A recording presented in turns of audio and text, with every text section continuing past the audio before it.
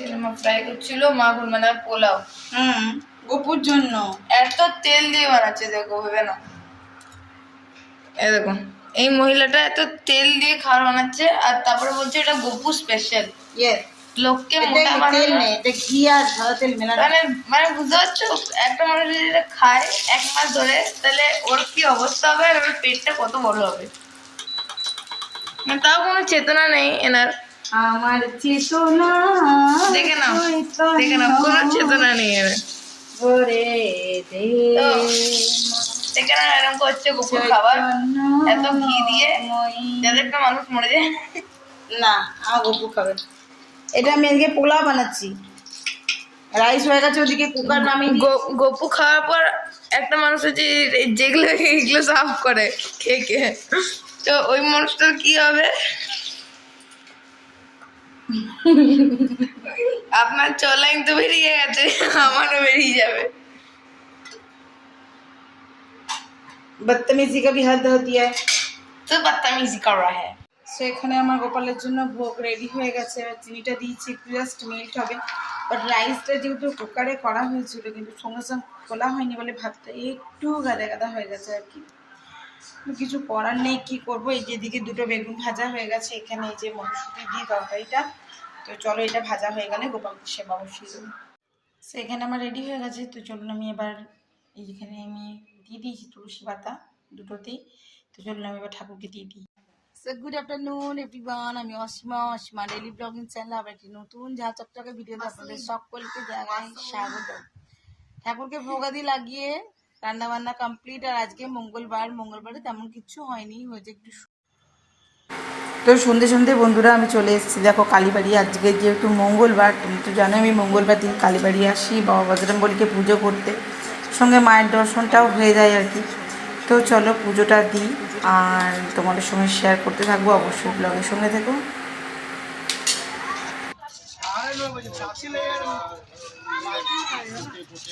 So ওদিকে আমার বাবা বজরংবলীকে পুজো করা হয়ে গেছে।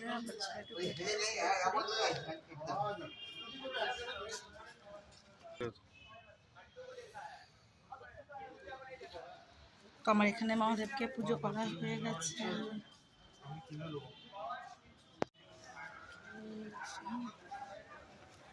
সো আমার এদিকে পুজো দেওয়া কমপ্লিট। আপনাদের সঙ্গে দেখালাম বাবার স্বামীর একটি মূর্তি ভাঙা অবস্থায়, অখণ্ড অবস্থায়, যেটা বললো, ভাঙা তো বলা চলে না বাবাকে, অখণ্ড অবস্থায় বাবাকে পেলাম।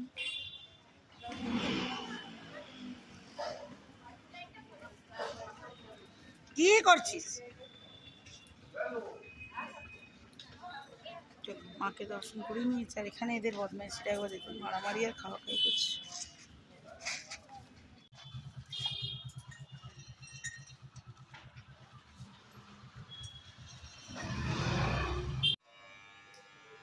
বন্ধুরা দেখো, এখন ঘুরিতে বাজছে তোমার কটা, 12টা বাজতে যাচ্ছে।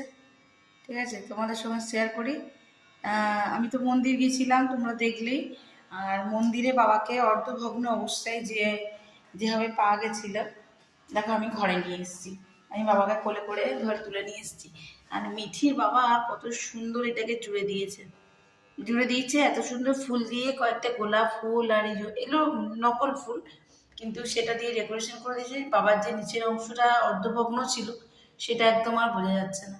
আর ওদের উপরে যে ঝুলনিটা ছিল, ওটাও ভাঙা ছিল, তোমরা দেখেইছিলে। তো ওটা কত সুন্দর জুড়ে দিয়েছি। বাবাকে কি মিষ্টি দেখতে লাগছে, মনে হচ্ছে যেন হাসছে, বেশ খুশি হয়েছে। তো চলো, ওটাই তোমার সঙ্গে শেয়ার করলাম। 12টা বাজে, আমার গোপাল তো এখানে এখন ঘুমোচ্ছে। তো আমরা এবার শুয়ে পড়বো। চলো তাহলে আজকের মতন এইটুকুই। সো আজকে তো মঙ্গলবার, আজকে নিরামিষ। তো আমাদের খাওয়া দাওয়া কমপ্লিট হয়ে গেছে, আমরা খাওয়া নিচেই খেয়ে চলে এসেছি। আর এসে নিয়ে এখন যাবো আমরা শুতে। তো চলো আজকের মতন ব্লগটা এখানেই শেষ করলাম। ব্লগে কিছু ভালো লাগলে অবশ্যই লাইক কমেন্ট শেয়ার করে দিও। যদি আমার চ্যানেলে নতুন বন্ধু হয়ে থাকো, সো প্লিজ চ্যানেল সাবস্ক্রাইব করার বিশেষ অনুরোধ রইল। সকালে খুব ভালো থেকো, সুস্থ থেকো। আর একটা জিনিস দেখাই তোমাদেরকে, এই যে দেখো, এটা আমাকে মন্দির থেকে দিয়েছে। বাবা বজরংবলীকে যে পুজো করতে গেছিলাম, বাবার গলায় এই মালাটি ছিল, এটা আমি ডোরে লাগিয়ে দিয়েছি আমাদের মেন দরজায়। এই যে মেন দরজার একদম মাথাটাতে মিঠির বাবা সেটা বেঁধে দিয়েছে, এটা দেয়নি। এটা দিতে গিয়ে আর একটু তুলসীর মালা বাবার গলা থেকে পড়ে গেল। তো বাবারই হয়তো ইচ্ছা, তো এটা এই যে আমার বজরংবলী দাদা আছে, বজরংবলী দাদার গলায় পরিয়ে দেওয়া হয়েছে। ভালো হয়েছে না বলো?